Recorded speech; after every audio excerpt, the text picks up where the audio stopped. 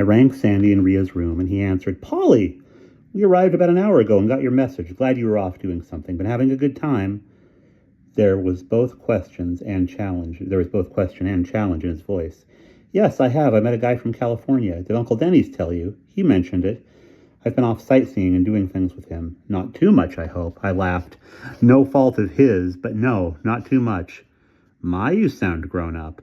"It's about time," I said. "I hope it's all right that I went ahead and made a reservation for dinner on the roof at 9. I thought that might be easiest for you." "It's just right," he said. "Ria's napping, but I'll wake her up in time. See you at the restaurant." I soaked in a warm bath. Zachary had been an escape route in many ways. I couldn't forget that Sandy was likely to ask me questions. Some of the questions had no answers, but there were other ones which I was going to have to respond to, and I wasn't ready. I felt as though a splinter of ice had lodged deep in my heart. While I was with Zachary, I was able to forget it, but now it was there, chilling me. I stayed in the tub as long as possible, but it didn't thaw anything. Then I dressed in the one dressy thing I'd brought with me, a soft, floaty geometric print of mauves and blues and lavenders, which softened my angles and brought out the blue of my eyes and made my hair look less orange. Ria had given it to me for Christmas, and I'd worn it for the New Year's party at Bouillère, and for Zachary when we went to the Hilton for dinner. Ria knew how to buy clothes, which were just right for me. At 9 sharp, I was standing in front of the elevator, and when I got to the roof, Sandy and Ria were waiting. I hugged them, rubbing my face against Sandy's soft golden beard. I smelled Ria's familiar exotic scent, embraced by them both. For a fleeting moment, Ria reminded me of Max.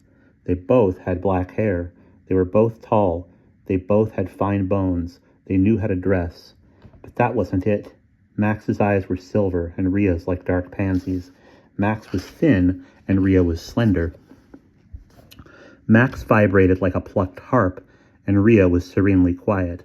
Max, with her acute awareness of life, was dying, and Ria still had her life ahead of her. We were shown to a table with a good view, one of Aristides' tables. He greeted me like an old friend, and I introduced him to Sandy and Ria.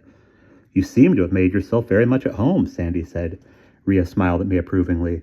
"We're proud of you for managing on your own so well. Of course, we knew you would." Sandy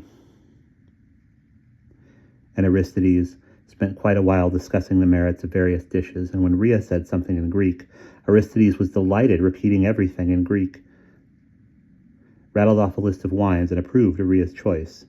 It was not Retsina. During dinner, Sandy and Ria told me that after they had visited some of Ria's relatives, they'd been invited to tour the islands on a friend's yacht, and then they had a job to do. They didn't tell me what or where, but I was used to secrets. A lot of Daddy's research was secret, too.